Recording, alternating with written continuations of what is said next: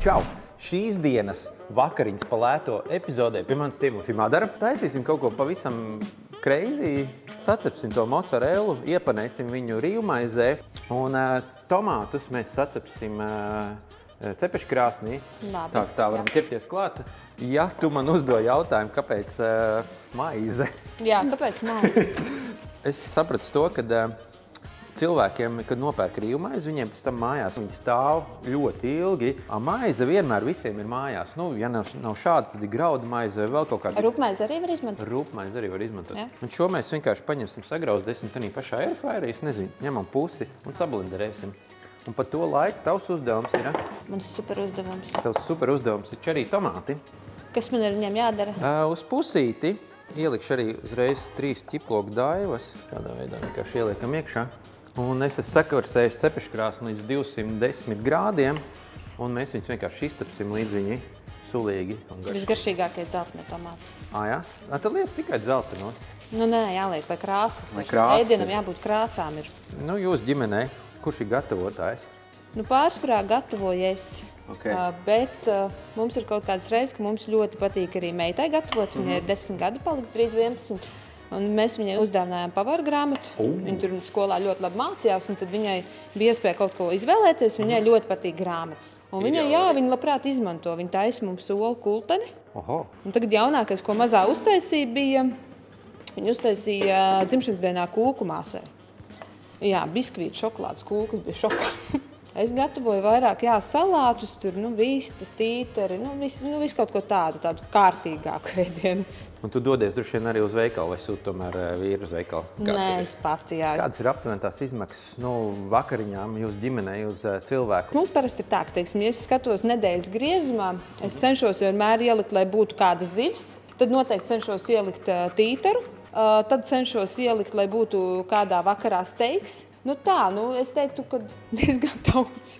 Ņem tagad baziliku, es uzberu sāli. Un es uzbēršu arī cukuru. Un tad paņem eļļu un tā, bagātīgi. Lai viņš vienkārši tā eļļu bišķiņi tā kā nosadzās. Un šis iet cepenē, vai ne? Uz kaut kādām 11 minūtēm. Tā, skaties. Pauš, tie jau grauzdiņi. Grauzdiņi, jā. Uztaisīsim ātro rīvmaizi. Uzmanību. Un tagad vajadzētu pievienot sāli arī uzreiz. Varētu piparus pielikt. Tu var arī īstenībā cik daudz ir jāliek? Liec vairāk. Mozzarella pēc garšas, tu zini, viņi ir salda. Vēl? Viņi neitrāli varētu. Jā, liec vēl. Tu būsi atbildīgs. Un kaut kā maizē it kā ir sāls un ir cukurs un pārējais. Tā liekam, tam mēs šeit to rīvmaizi. Tad ir ola. Es domāju, vienu olu vienkārši iesit un ar... Ar visu dzeltenumu? Jā, ar visu dzeltenumu. Tad mums vajadzēs nedaudz miltus. Kā tad panē beigās, tu zini? Visu maisa kopā un... Tas ir mans mammas variants arī. Slinkais variants. Tas nav slinkais variants. Es tagad sapratu, droši vien šis ir jāskur, tad jāieliek šajā, tad tajā, tad tajā. Es to redzēju vienā pavāra raidījumā. Labi, šito var sakot, jā. Tas pareizais būs šādi. Mozzarella. No sākuma mēs viņu ieliksim miltos. Jā. Šā būs labi? Jā, ļoti labi. Tad šeit un tad rīvmaizē. Ap miltos? Tas tikai pats sākums ir. Lai viņi paliek sausa. Bet ir tāds 2 roku princips. Sausā un slapjā roka.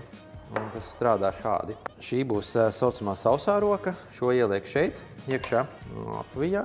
Un ar šo saucamo slapjo roku vajag ielikt šeit. Tālāk strādā sausā roka. Un tad šo te mēs atpakaļ ieliekam. Es tev tā kā ātri iemācu, un es gribēšu redzēt, vai tev tas izdodās. Vai es to sapratu?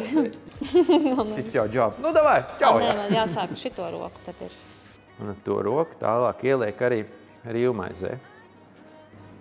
Pirmo reizi šitā izrīkojos ar mozzarellu.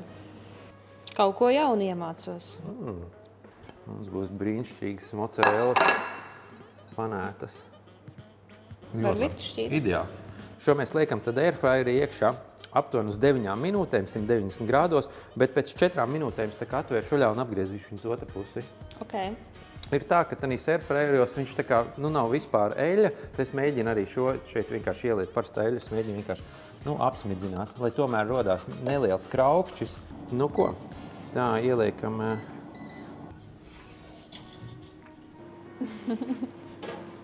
Tadām, skaties, smuki. Jā, izskatās garšīgi. Ko varam izdarīt? Varam to ķiploku nedaudz sakapāt, ja vēlies.